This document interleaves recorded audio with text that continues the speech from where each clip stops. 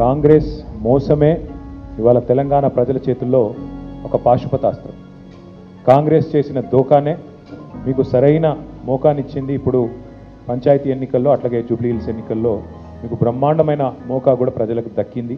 అది చెప్పడానికే ఇవాళ ఈ బాకీ కార్డు, ఏ వర్గానికి కాంగ్రెస్ ప్రభుత్వం ఎంత బాకీ పడ్డది, ఏ వర్గం ఎంత ఇవాళ కాంగ్రెస్ నుంచి నిగ్గదీసి ఖచ్చితంగా అడిగి తీసుకోవాలనే విషయం గుర్తు చేయడానికే ఈ బాకీ కార్డులకు రూపకల్పన చేయడం జరిగింది.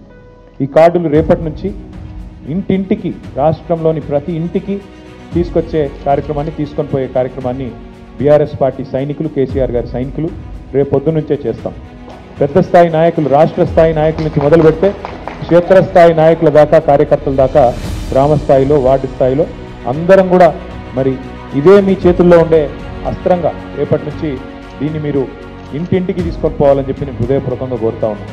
ఎన్నికల్లో గెలవడం కోసం అడ్డగోలు హామీలు ఇచ్చి వాటిని 100 రోజుల్లో అమలు చేస్తామని బాండ్ పేపర్లు రాసిచ్చి ఇవాళ మోసమే కాంగ్రెస్ నైజంగా మళ్ళొక్కసారి తేలిపోయింది. కాబట్టి 100 రోజులు కాదు, 700 రోజులైనా కూడా ఈ ప్రభుత్వం హామీలు నిలబెట్టుకునే పరిస్థితి లేదు. కాబట్టే ఈ బాకీ కార్డును మనం తయారు చేసి ఇంటింటికి పంపుతా ఉన్నాం. 4 కోట్ల మంది రేవంత్ రెడ్డి గారికి పడ్డ బాకీని గుర్తు చేయడానికే, 4 కోట్ల మంది కాంగ్రెస్ పడ్డ బాకీని గుర్తు చేయడానికే ఈ బాకీ కార్డు తీసుకొస్తా ఉన్నాం.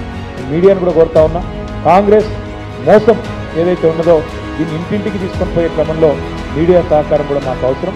దయచేసి మీరు కూడా సహకరించాలని కోరుతూ రేపటి నుంచి అన్ని భాషల్లో, ఉర్దూలో, అదేవిధంగా తెలుగులో, అదేవిధంగా ఇంగ్లీష్లో, అన్ని భాషల్లో కూడా కాంగ్రెస్ నయవంచనను ప్రజలకు వివరించడానికి బాకీ కార్డుల కార్యక్రమాన్ని తీసుకున్నాం. ఇంటింటికి తీసుకొని పోతాం, తప్పకుండా ప్రజల్ని జాగృతం చేస్తాం. కాంగ్రెస్ మోసాన్ని, మా మీద కేసులు పెట్టినా, మా మీద ఏ రకంగా మమ్మల్ని వేధించే ప్రయత్నం చేసినా భయపడేది లేదు. మేము ఒకవైపు లీగల్గా, న్యాయపరంగా ఎదుర్కొంటూనే అన్ని రకాలుగా కూడా న్యాయస్థానాల మీద మాకు నమ్మకం ఉంది. కాబట్టి ఆ కార్యక్రమం చేసుకుంటూనే మరొక వైపు ప్రజల తరపున ప్రధాన ప్రతిపక్షంగా గొంతు విప్పుతూనే ఉంటాం. కాంగ్రెస్ పార్టీ నిలదీస్తూనే ఉంటాం. కాంగ్రెస్ పార్టీ ఇచ్చిన హామీలు అమలు చేసేదాకా వదిలిపెట్టమని చెప్పి మళ్ళొకసారి